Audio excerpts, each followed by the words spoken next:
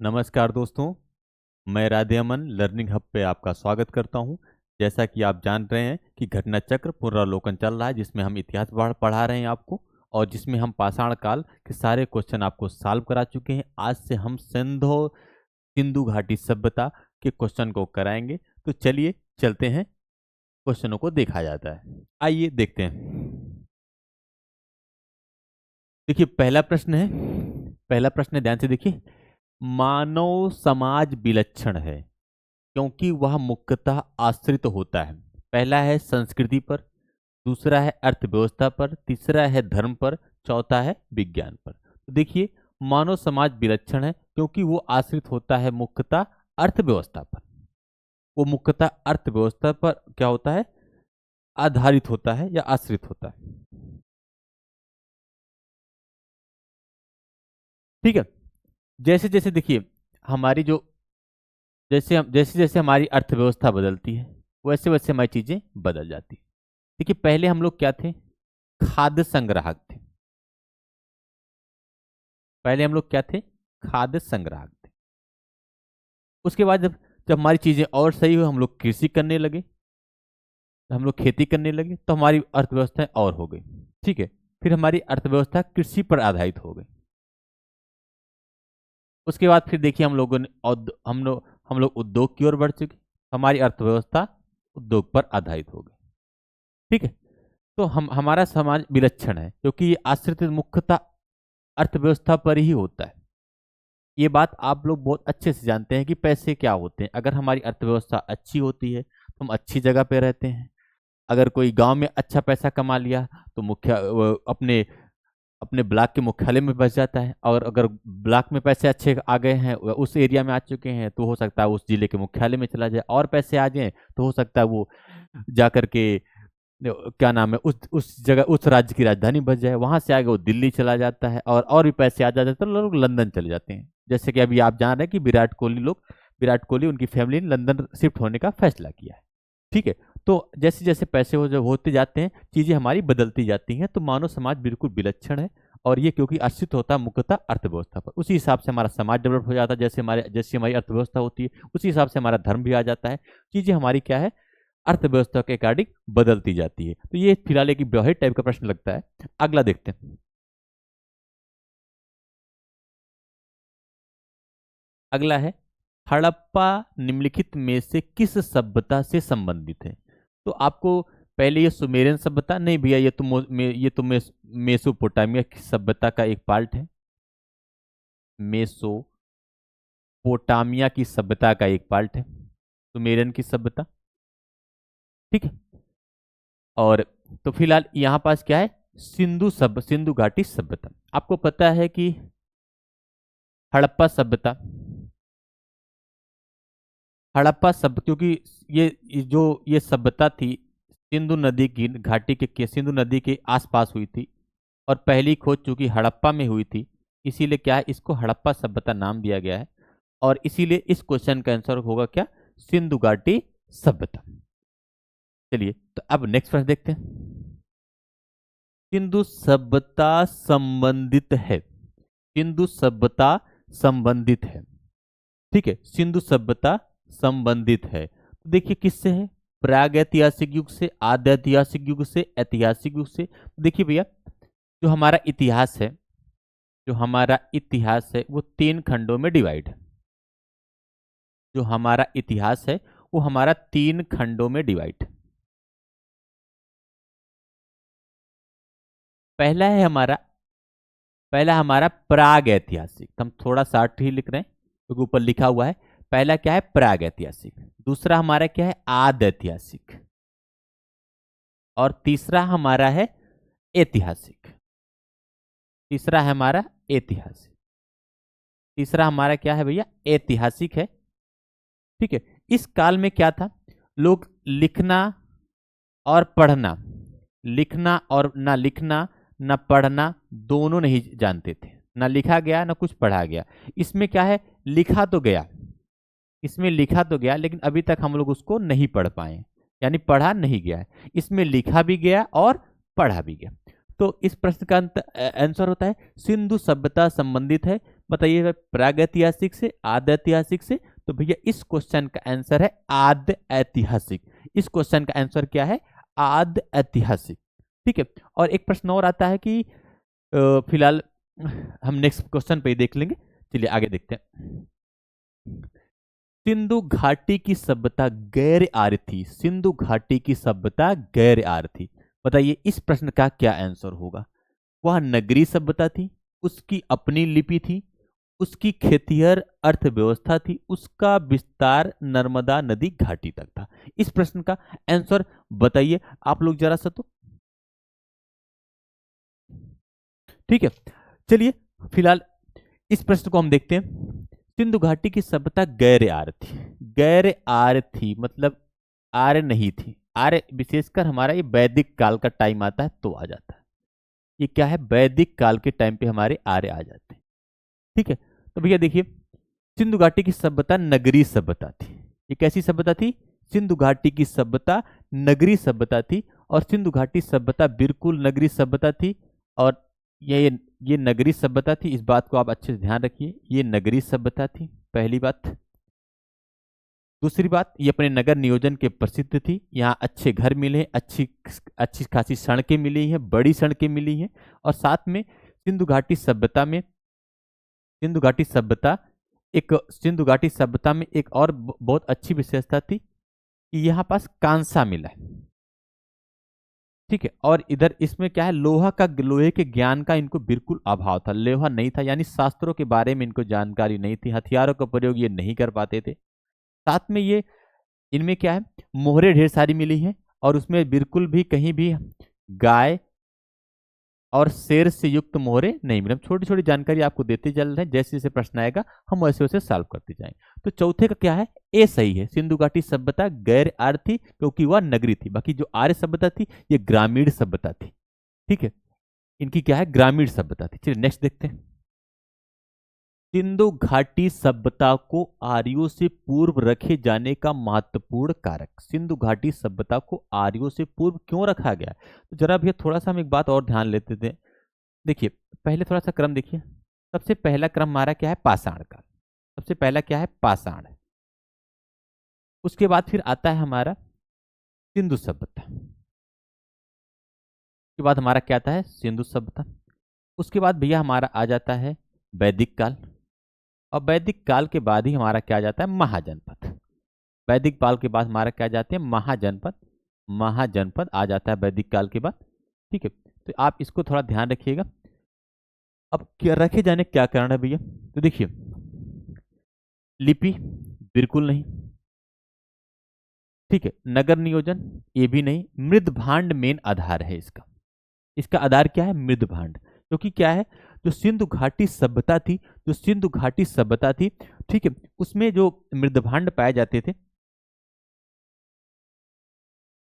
सिंधु घाटी सभ्यता में जो मृद भांड थे, सिंधु घाटी सभ्यता में जो मृद भांड थे वो लाल रंग के होते थे। मृदभांड मतलब मिट्टी के बर्तन लाल रंग के हुआ थे। मृदभांड कैसे थे? लाल रंग के मृदभांड हुआ करते थे। उन पर काले रंग की चित्रकारी की जाती थी। उन पर काले रंग की चित्रकारी की जाती थी। ठीक है, ये प्रश्न पूछा जा चुका है। ठीक है, और ये किसकी विशेषता थी? सिंधु घाटी सभ्यता के बर्तनों की, सिंधु घाटी के सभ्यता के मिट्टी के बर्तनों की। उसी के साथ में अगर हम बात करें वैदिक सभ्यता की, सॉरी, उसी की बात कर रहे हैं हम वैदिक सभ्यता की, तो इनके जो बर्तन थे ये धूसर थे। धूसर एवं चित्रित थे। धूसर एवं चित्रित थे। अब आप लोग कमेंट करके बताइएगा धूसर क्या है, या धूसर का कलर क्या होता है। ठीक है, तो चलिए ये पांचवा प्रश्न हो चुका है आपका। अब हम नेक्स्ट देखते हैं। क्या करते हैं? अब हम नेक्स्ट देखते हैं। भाई देखिए जो हमने बताया है आप लोग बताइएगा धूसर क्या है। ठीक है, आप लोग बिल्कुल बताइएगा धूसर क्या है। चलिए अब हम नेक्स्ट प्रश्न देखते हैं, यानी प्रश्न नंबर हमारा 6। सिंधु घाटी संस्कृति वैदिक सभ्यता से भिन्न थी क्योंकि इनके पास विकसित शहरी जीवन की सुविधाएं थी, इनके पास चित्रलेखनी लिपि थी, इनके पास लोहे और रक्षा शास्त्रों के ज्ञान का अभाव था। उपयुक्त में से सभी। ठीक है, देखिए भैया इनके पास शहरी शहरी जीवन उसकी सुविधाएं थी, शहरी जीवन की सुविधाएं थी, बिल्कुल सही है, इसमें कोई दो राय नहीं। इनके पास चित्रलेखनी लिपि थी, हाँ भैया लिपि थी, लेकिन अभी तक हम लोग कोई पढ़ नहीं पाया है। चित्रलेखनी लिपि का मतलब ये होता है जैसे बच्चों की, छोटे बच्चों की किताबें होती है ना, ए फॉर एप्पल तो बगल में एप्पल बना देता है, बी फॉर बाल बगल में बाल बना देता है, सी फॉर कैट तो कैट बना देता है, ठीक है, डी फॉर डॉग तो भौं भौं कर डॉग बना देता है, मतलब बच्चे मतलब जोड़ सकते हैं। सेम वैसे ही थी, जिस चीज की लिपि होती थी, जैसे ए फॉर एप्पल होता है तो उसका मतलब होता है, उसी प्रकार से लिपि का भी मतलब सेम हुआ करता था कि ये चीज इस चीज के लिए है, ठीक है। उसके बाद इनके पास लोहे के और रक्षा शास्त्र, नहीं नहीं भैया, लोहे की खोज तो बाद में हुई थी, लोहे की खोज तो वैदिक काल में हुई थी, तो यानी यहां से ये भी गड़बड़ हुआ, वैदिक काल में। और अतरंजी खेड़ा, अतरंजी खेड़ा, ठीक है, यहाँ पास क्या हुआ था, लोहे की खोज हुई थी, तो ये भी बिल्कुल गया काम से, यानी। और शास्त्रों ज्ञान मैंने पहले बताया था, यानी इसमें क्या है, सभी सही है, इसमें क्या है, सभी सही। तो इस क्वेश्चन, छठवें क्वेश्चन का आंसर क्या है, सभी सही है। तो चलिए नेक्स्ट प्रश्न देखते हैं, question number 7। Question number 7, Harappa संस्कृति की जानकारी का प्रमुख स्रोत क्या है? शिलालेख। भैया जब लेख पढ़ा ही नहीं गया तो शिलालेख होगा ही कैसे, लिखा ही, पक्की मिट्टी की मोहरों पर आकृतिक लेख, जब लेख आया हम लोग पढ़ ही नहीं पाए तो कैसे जानकारी बताएंगे उधर एक, ठीक है। उपयुक्त में से सभी नहीं, तो इसका सी ऑप्शन सही है, ठीक है। सातवें का क्या है, सी ऑप्शन सही है। चलिए आठवां देखते हैं। आठवां क्या, निम्नलिखित में से कौन सा सिंधु घाटी सभ्यता पर प्रकाश डालता है? शिलालेख, नहीं भैया, हम लेख पढ़े ही नहीं तो कैसे डाल सकते हैं उस पर प्रकाश? पुरातात्विक खुदाई, हाँ, इधर इधर फिर आ गया लिखावट, ना भैया, जो पढ़े ही नहीं तो हम जानकारी कैसे मिलेगी? धार्मिक ग्रंथ, नहीं भैया, धार्मिक ग्रंथ तो लिखे ही नहीं गए, तो वो वैदिक काल में आते, तो यहाँ से भी वही क्वेश्चन है, पुरातात्विक सही। फिलहाल ये रिपीट क्वेश्चन था। नेक्स्ट क्वेश्चन देखते हैं, सिंधु घाटी के निवासियों की सभ्यता का मूल स्रोत क्या है?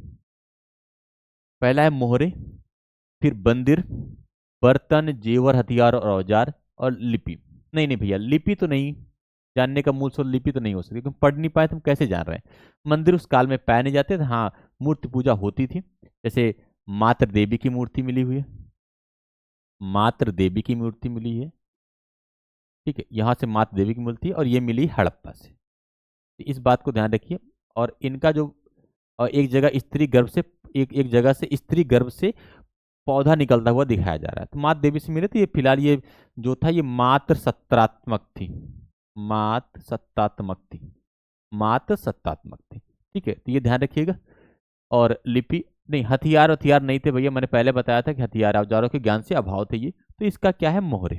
मोहरे ढेर सारी पाई गई हैं, और मोहरे काफी मात्रा में पाई हैं गई हैं, और ज्यादातर एक सींग वाला एक जानवर था उसकी मोहरे पाई गई हैं, एक सींग वाला जानवर था उसकी मोहरे पाई गई हैं, एक सींग वाला जानवर था उसकी मोहरे पाई गई हैं। लगभग 3000 मोहरे मिली हैं, लगभग 3000 मोहरे मिली हुई हैं, लगभग क्या है, 3000 मोहरे मिली हुई हैं। और ध्यान रखना, गाय, गाय की गाय में जैसे जिस मोहर में गाय बनी है ऐसी कोई भी नहीं मिली है, ठीक है, गाय हुआ, शेर हुआ, ये दो चीजें नहीं मिली, बाकी सभी के मिले हुए, ठीक है। यानी इन इन चीजों से थोड़ा वो या तो परिचित नहीं थे, होते थे लेकिन ज्यादा परिचित नहीं थे, ठीक है। आगे देखते हैं, क्वेश्चन नंबर, हम लोग 9 देख चुके हैं शायद, हाँ 10वां देखते हैं। ये क्वेश्चन पूछा था RAS RTS प्री 2013 में, चलिए छोड़िए। हड़प्पा सभ्यता की उत्पत्ति के संदर्भ में निम्नलिखित में से कौन सा, हड़प्पा सभ्यता की उत्पत्ति में निम्नलिखित में से कौन सा, थोड़ा बड़ा कर देते हैं इसको ताकि अच्छे से दिख जाए,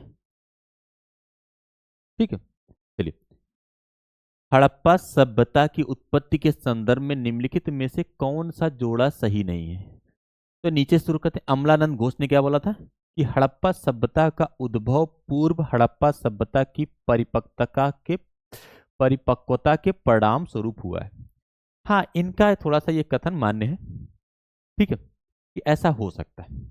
मार्टिन और व्हीलर ये कह रहे थे कि पश्चिमी एशिया की सभ्यता के विचार का प्रवसन है इनका। ये मान देखिए, एक हमारी थी, एक हमारी सभ्यता थी जिसको कहते हैं मेसोपोटामिया की सभ्यता, ये विशेषकर ईरान के इलाकों में थी।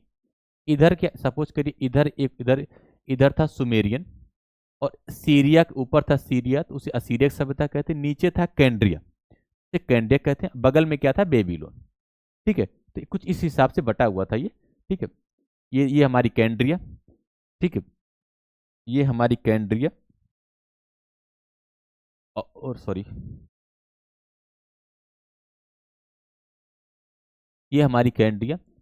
ऊपर हमारा था असीरिया, इस असीरिया, असीरिया, ऊपर हमारा था असीरिया। ठीक है, इधर हमारा था सुमेरियन की सभ्यता, सुमेरियन की सभ्यता। ठीक है, तो इसी जस्ट हमारा क्या है, जस्ट पाकिस्तान शुरू हुआ है, पाकिस्तान के बाद जस्ट भारत शुरू हुआ। इनका ये मानना है, पाकिस्तान तब जब जिस समय की बात है उसमें भारत पाकिस्तान एक हुआ, तो उनका इन लोग का मानना था कि सुमेरियन सभ्यता के जो लोग थे यही क्या है, इधर की ओर प्रवासन किए थे।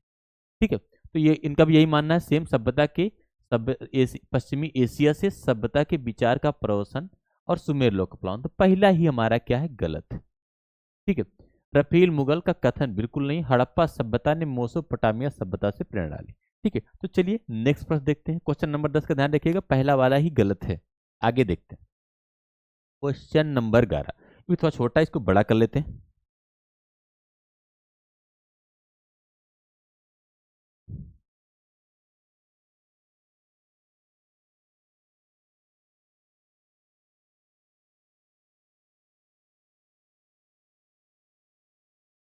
चलिए देखते हैं।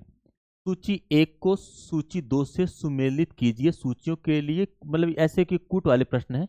तो पहला पूछा है भैया हड़प्पा की खोज, यहाँ इधर इधर स्थान दिया है, इधर खोज करता दिया। एक साइड क्या दिया भैया, एक साइड दिया हुआ है कि किसने खोज किया था, और दूसरी साइड दिया हुआ है कि वो स्थान कौन सा है। ठीक है, देखिए भैया हड़प्पा की खोज, हड़प्पा की खोज दयाराम साहनी, हड़प्पा की खोज दयाराम साहनी ने किया था।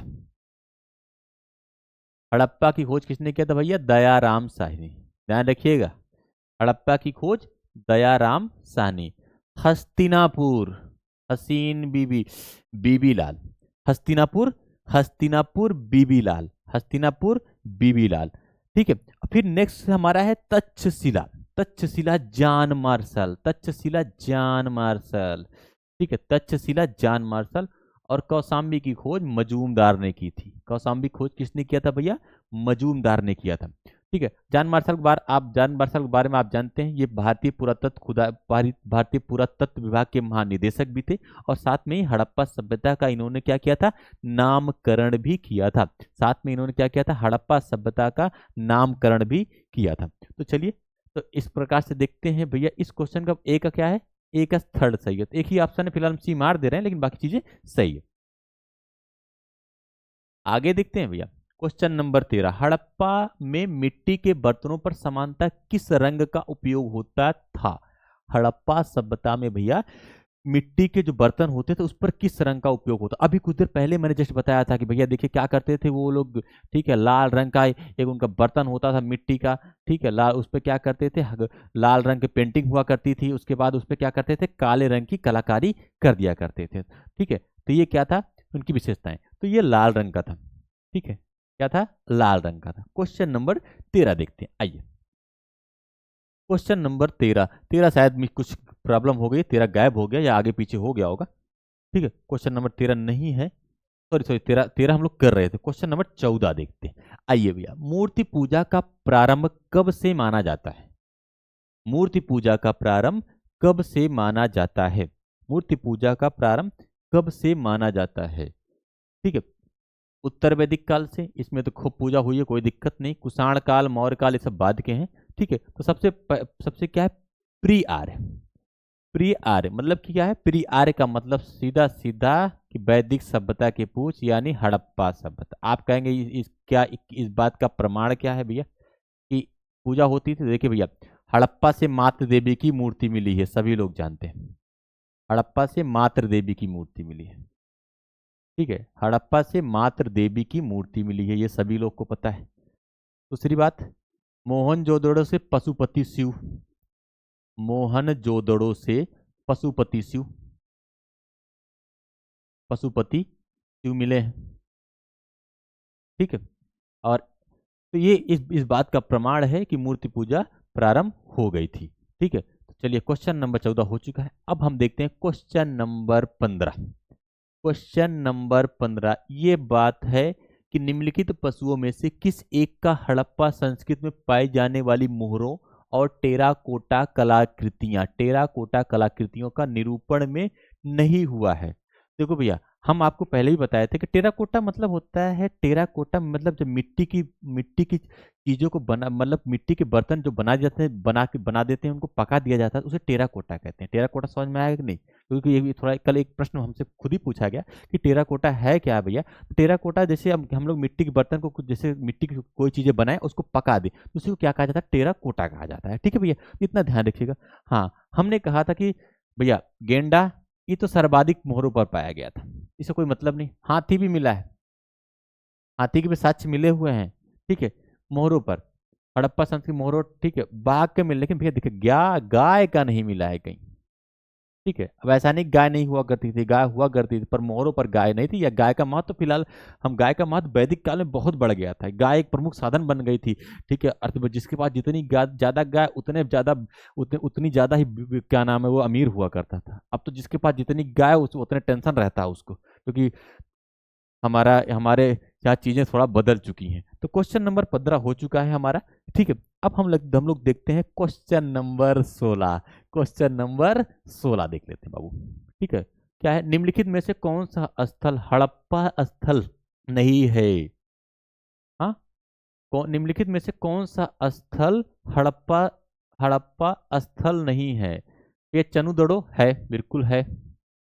चनुदोड़ा औद्योगिक नगर था, ये बिल्कुल, ये औद्योगिक नगर था, ये औद्योगिक नगर था चंदौड़, सिंधु घाटी सभ्यता का। कोट दीजी, कोट भैया ध्यान रखिएगा दो चीजें, कहीं भी कोट दीजी आ या दीजी दड़ो समझ लेना पाकिस्तान में है, और सिंधु घाटी सभ्यता संबंध ये भी है। देसलपुर ये सहारनपुर में है। ये कहाँ है? ये सहारनपुर में है, ये सहारनपुर में है। तो बात आती शाह गौरा, ये कहाँ है? कोई बताएगा? ठीक है, स्थल नहीं है तो सही है, ये नहीं है भैया। देखिए ध्यान रखिएगा, ये गोरखपुर में है। ये कहाँ है? गोरखपुर में है। ठीक है, गोरख नाम की बाबा गोरखनाथ की धरती पर है। ठीक है, और ये तांबे का शिलालेख है, तांबे का शिलालेख है। और ये शिलालेख है, और ये कहाँ संबंधित है भैया? ये मौर्य काल से संबंधित है। ये किससे संबंधित भैया? ये मौर्य काल से संबंधित है। ठीक है, तो ध्यान रखिएगा भैया, ये कहाँ पास है? शाह गौरा कहाँ पास है? तो भैया शाह गौरा कहाँ पास है? गोरखपुर में है। ये मौर्य काल का अभिलेख है, और ये तांबे का अभिलेख है। फिलहाल जब हम मौर्य काल पढ़ेंगे तो काफी अच्छी चीजों को डिस्कस किया जाएगा। अब क्वेश्चन नंबर 15 देखते हैं। सूची सूची सूची 1 को सूची 2 से सुलमित कीजिए। ठीक है, तो चलिए थोड़ा सा इसको हम और थोड़ा सेट कर लेते हैं ताकि अच्छे से दिखे आपको। ठीक है, चलिए हाँ ठीक है। अब क्या है? क्वेश्चन नंबर 17, एक स्थान है लोथल। ये फिलहाल मैं इसको लिख दे रहा हूं क्योंकि थोड़ा सा ये मुझे लग रहा है कि अजीब हो रहा है। ये लोथल, तो लोथल कहाँ पास है? गुजरात में है। ये कहाँ पास है? लोथल गुजरात में है। गुजरात में कहाँ एक नदी है? भोगवा नदी, भोगवा नदी है, और उसी नदी किनारे है। और साथ में यहाँ से बंदरगाह उसी गोदी कहते हैं, बंदरगाह पाया गया था। यहीं से क्या पाया गया भैया? बंदरगाह पाया गया, बड़ा फेमस था, बड़ा सबसे बड़ा बंदरगाह था।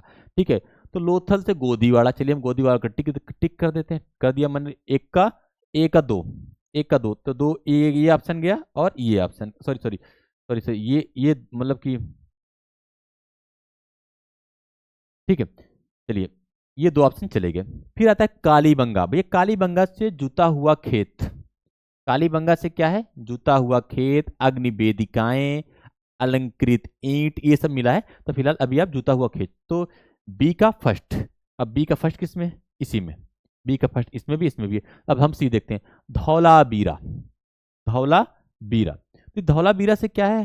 तो बनावली, सॉरी पहले पहले बनावली देख रहे हैं। बनावली से क्या है? पक्की ईंटों से बने हल की प्रतिकृति मिली हुई है। और धौलाबीरा से हड़प्पन लिपि में एक बड़े आकार के 10 चिन्हों वाला एक शिलालेख मिला है। तो भैया इस प्रकार से इसका हम देखते हैं सी का हमारा है फोर्थ। तो सी का हमारा क्या है फोर्थ। तो फोर्थ यानी B option is correct. B option is correct. तो चलिए 17 का हमारा बी ऑप्शन है। ठीक है, चलिए अब हम आगे देखते हैं। नेक्स्ट क्वेश्चन नंबर है हमारा 18। ठीक है, एक जुते हुए खेत की खोज की गई थी। अब देखिए मोहनजोदड़ो तो नहीं है भैया, जुता हुआ खेत, हड़प्पा भी नहीं है, और कालीबंगा हम मार देते हैं। लोथल के बारे में थोड़ा फिर से बता दे रहा हूँ, लोथल बार बार आएगा। लोथल क्या है, गुजरात में है। लोथल कहाँ पास है, गुजरात में है। नदी कौन सी है, भोगवा नदी है। ठीक है, और यहाँ से प्रमुख चीजें क्या हुई, बंदरगाह, यानी व्यापारिक नगर था, यहाँ से व्यापार हुआ करता था। ठीक है, और देखिए सभी के घरों में क्या होते थे, जैसे सिंधु सपोज करिए ये सिंधु सभ्यता का ये मुख्य सड़क है, ये वाली जो हम सड़क बना रहे हैं ये मुख्य सड़क है। ठीक है, सभी के घर क्या करते थे, मुख्य सड़क पर जितने भी स्थल पाए गए सबके क्या होते, पीछे खुलते थे, लेकिन यहाँ क्या होता था, जस्ट सड़क पर खुलते थे। ठीक है, तो याद रखिएगा। हड़प्पा में काफी चीजें पाई गई हैं। हड़प्पा में जैसे कब्रिस्तान पाया गया जिसपे RS-37 लिखा हुआ है। मातृ देवी की मूर्ति मिली हुई है, मातृ देवी की मूर्ति मिली हुई है। हाथी का कपाल मिला हुआ है, हाथी की खोपड़ी, कपाल मतलब खोपड़ी, हाथी की खोपड़ी मिली है। ठीक है, बहुत सारी चीजें यहाँ मिली। अब मोहन जो जितनी बड़ी बड़ी चीजें हैं, महान स्नानागार, विशाल अन्नागार, महास्नानागार, सब यहीं से मिला है। ठीक है, तो आगे देखते हैं। चलिए क्वेश्चन नंबर 19। निम्नलिखित में से किस हड़प्पन नगर से जुते हुए खेत के निशान मिले हैं। तो भैया फिर वही क्वेश्चन है, कालीबंगा। जुता हुआ खेत का क्या नाम है, कालीबंगा। तो 19 का भी वही ए ऑप्शन ही सही है। अब एक आध दो चीजें और बता। धौलावीरा क्या था, ये क्या है, सिंधु घाटी सभ्यता का सबसे बड़ा स्थल है। सिंधु घाटी सभ्यता का ये क्या है, सबसे बड़ा स्थल है। अगर पूछा भैया सबसे बड़ा कौन था तो आप ये बताइएगा, क्योंकि ये भारत में भी है और पाकिस्तान में भी है। क्योंकि क्या है ये, सपोज करिए ये क्या था, ये क्या है, ये हमारा इंडिया का मैप है, और ये क्या था, ये यहीं से शुरू था यहां तक पाकिस्तान तक फैला था, इसे पूरा। ठीक है, ये क्या था, यहीं पास। ठीक है, तो ये क्या था, ये पूरा ऐसे पूरा पाकिस्तान तक फैल गया था। ठीक है, तो इसका कुछ हिस्सा क्या है भारत में, कुछ हिस्सा पाकिस्तान में। लेकिन अगर भारत का पूछा जाए कि भारत का सबसे बड़ा स्थल कौन है, भारत का सबसे बड़ा स्थल कौन है, तो भैया भारत का सबसे बड़ा स्थल है राखीगढ़ी। क्या है, राखीगढ़ी। और पूछा जाए सिंधु घाटी सभ्यता का सबसे बड़ा शहर कौन है, सबसे बड़ा शहर, अगर शहर पूछा जाए तो शहर आप बता दीजिएगा मोहनजोदड़ो। ठीक है, शहर आप बताइएगा कि मोहनजोदड़ो बता दीजिएगा। शहर आप क्या बताइएगा, मोहनजोदड़ो। तो चलिए क्वेश्चन नंबर 19 हो चुका है।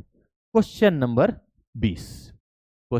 20, सेम वही है, हम आपको पहले बता चुके हैं। क्वेश्चन नंबर 20, क्वेश्चन नंबर क्या है 20। हड़प्पा, लोथल से गोदीवाड़ा, कहां पास, लोथल से गोदीवाड़ा। लोथल कहाँ पास है, गुजरात में है, भोगवा नदी किनारे है, यहाँ से गोदीवाड़ा पाया गया। यहाँ के जो मुख्य सड़क पर इनके घरों के दरवाजे खुलते थे। कालीबंगा से जुता हुआ खेत पाया गया। कालीबंगा कहाँ पास है, राजस्थान में है। ठीक है, राजस्थान में है ठीक है, और घग्गर नदी के किनारे है। मोहनजोदड़ो, ठीक है। अब हड़प्पा से RS-37 ये कब्रिस्तान पाया गया था, बिल्कुल सही है, उस पर RS-37 लिखा हुआ है। ठीक है, अब ये है, इसका क्या मतलब है अभी पढ़ा नहीं जा सका तो हम लोग कैसे बताएं। और उसके बाद आती भैया क्या नाम है हमारा, मोहनजोदड़ो। मोहन कृष्ण भगवान डांस करो, ठीक है, यानी मोहनजोदड़ो। ठीक है, नर्तकी की मूर्ति, ठीक है, खूब डांस करते थे श्री कृष्ण और क्या नाम है राधा बन करके। तो थोड़ा उन्हीं से रिलेट करिएगा, मोहनजोदड़ो क्या था, नर्तकी की मूर्ति थी। तो दोस्तों आज थोड़ा समस्या ये है कि हमारी टेक्निकल टीम नहीं है, तो इसलिए हम आज 20 प्रश्न ही करवा पाएंगे, क्योंकि थोड़ा सा दिक्कतें हो रही थी। फिलहाल अगर मेरी क्लास आपको पसंद आई होगी तो मुझे उम्मीद है कि आप इसको पसंद करेंगे और हमारे चैनल को लाइक कीजिएगा, हमारे चैनल को सब्सक्राइब कीजिएगा, थोड़ा सा हमारे चैनल को आगे बढ़ाने में मदद कीजिएगा। धन्यवाद।